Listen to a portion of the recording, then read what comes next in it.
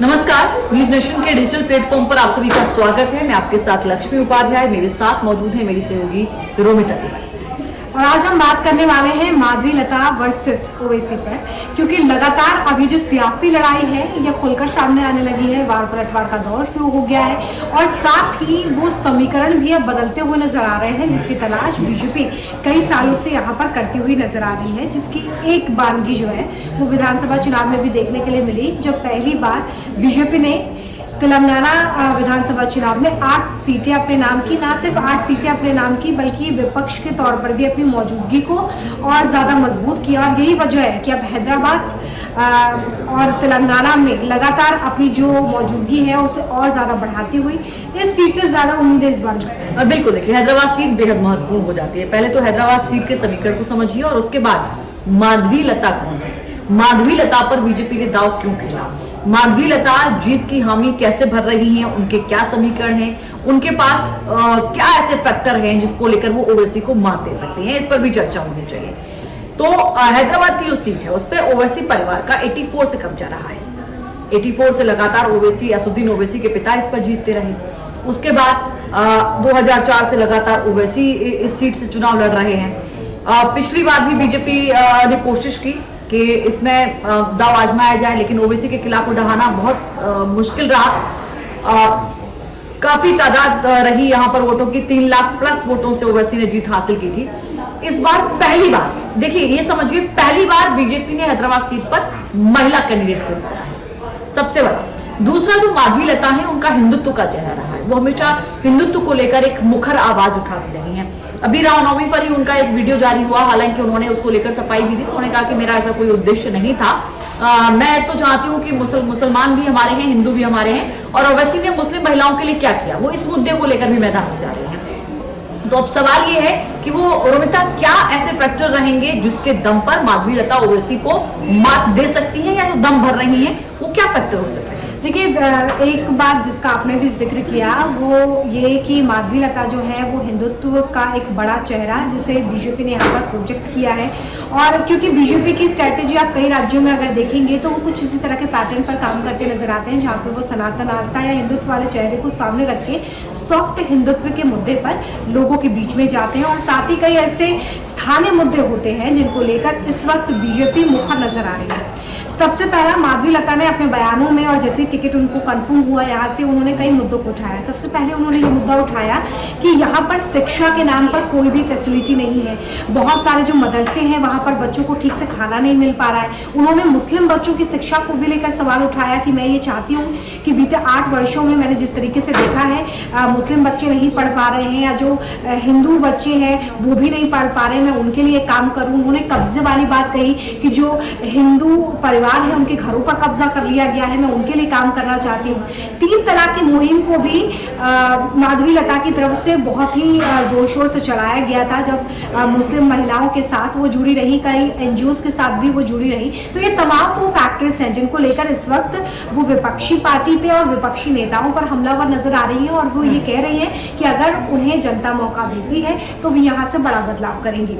एक और जिक्र जो अभी रामनवमी पर उनके नाम को लेकर हुआ वो ये कि वो प्रचार कर रही थी और इसी दौरान उन्होंने काल्पनिक तौर पर तीर को मस्जिद की तरफ चलाया। इस तरह के ये दावे वीडियो के जरिए किए जा रहे हैं। 10 सेकंड की क्लिप है जिसके जरिए दावा किया जा रहा है। हालांकि इस बात का खंडन किया और सफाई दी कि उन्होंने ऐसा कुछ नहीं किया, वहां पर कोई मस्जिद नहीं थी, वो सिर्फ रामनवमी पर जो गेस्चर होता है भगवान राम का तीर चलाते वक्त वो उससे करती नजर आ रही थी। हालांकि उन्होंने ये जरूर कह दिया है कि अगर किसी की भावनाएं आहत हुई है तो वो उसके लिए माफी मांगती है। इसे एक ये भी सॉफ्ट कॉर्नर माना जा सकता है। तो देखिए, अगर आप माधवीलता की बात करते हैं, वो एक अभिनेत्री रही हैं, वो बड़ी फिल्मों में भी सामने आई हैं, उनका एक चेहरा रहा है।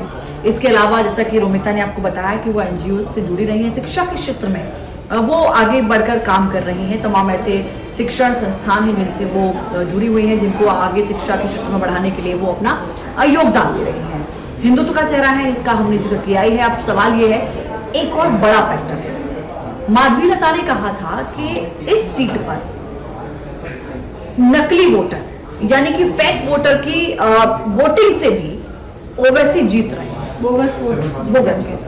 तो उन्होंने जब जिसको नकली वोटर कहा, उस पर जब मामला सामने आया, चुनाव आयोग ने इस पूरे मामले को जब संज्ञान में लिया, तो हैरानी इस बात की होगी, हालांकि बीजेपी इसको इसी से जोड़कर देख रही है, 4 लाख से ज्यादा ऐसे फर्जी वोटर पाए गए जिनको हटाया गया इससे। तो बीजेपी कह रही है कि देखिए ये जो हमने दावा किया था वो प्रमाण के तौर पर सत्य साबित हुआ है, और देखिए इसको भी हम आपके सामने रख रहे हैं कि ये लगातार हर वोटिंग में फर्जी वोटिंग होती थी हर बार, और इसके दम पर ओवैसी जीतते थे। मान लीजिए कि 4.5 लाख वोटर अगर रोमिता वहां से हटाया गया है, 3 लाख प्लस का आंकड़ा रहा था ओवैसी का पिछली बार, जो मार्जिन रहा था, उसके आधार पर इस आंकड़े पर सवाल तो इस आंकड़े पर सवाल खड़ा होता है। तो माधवी लता जब बोलती है, जो उनका भाषण होता है, तो आप उनकी भीड़ को देखिएगा, उनके बोलने का अंदाज देखिएगा, जब वो बोलती है तो लोग वाकई उनको सुनना पसंद। सबसे अच्छी बात तो ये है कि उस बेल्ट से होने के बावजूद उनकी तरफ से इतनी अच्छी हिंदी बोली है, और जो एक उनका कनेक्ट है पब्लिक के साथ वो भी उनके भाषणों में नजर आता है, जो कि एक बड़ी पावर स्ट्रेंथ है आजकल राजनेताओं के लिए। और उस दौरान ये और ज्यादा बड़ी स्ट्रेंथ हो जाती है जब आप लोकसभा चुनाव के लिए लोगों के पास पहुंच रहे हैं, आप डोर टू डोर कैंपेनिंग कर रहे हैं, आप प्रचार कर रहे हैं, और साथ ही बता रहे हैं कि अगर आप आते हैं तो आप क्या कुछ बदलाव करेंगे। लेकिन बीते सालों में आखिर बीजेपी को यहाँ से उम्मीद क्यों नजर आ रही है, ये समझना भी बेहद महत्वपूर्ण हो जाता है। देखिए, हम अगर इस सीट की बात करें तो साल दर साल बीजेपी का जो वोट प्रतिशत है वो इस सीट पर बढ़ा है।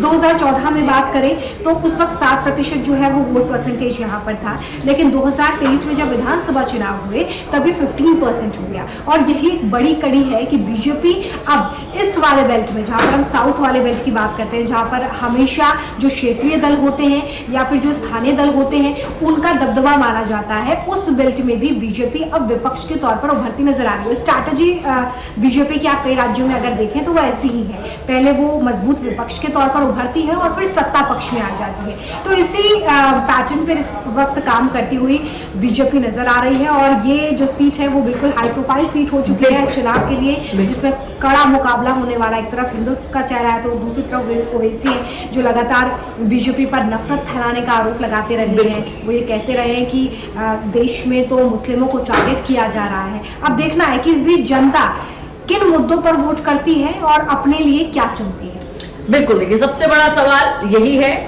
हैदराबाद की सीट पर ओवैसी के किले को ढहा पाएगी बीजेपी? क्या माधवी लता का हिंदुत्व चेहरा वहां पर इस बार जीत के उम्मीदवार के तौर पर वहां पर खड़ा जो किया गया है, वाकई वो जीत मिलेगी या नहीं मिलेगी? क्या कुछ आंकड़े रहेंगे? कितना साथ किस कैंडिडेट को मिलेगा, इस पर नजर रहेगी। लेकिन इस बार ये समझ लीजिए कि हैदराबाद का जो चुनाव है वो दिलचस्प हो गया है। और बाकी के लोकसभा अपडेट्स हम आपके लिए पल पल लाते रहते हैं, तो न्यूज़ एशियन भी आप देखें, और साथ ही अगर अब तक आपने हमारा डिजिटल प्लेटफॉर्म सब्सक्राइब नहीं किया है तो सब्सक्राइब करिए ताकि हर खबर आप तक सबसे पहले पहुंचे। नमस्कार।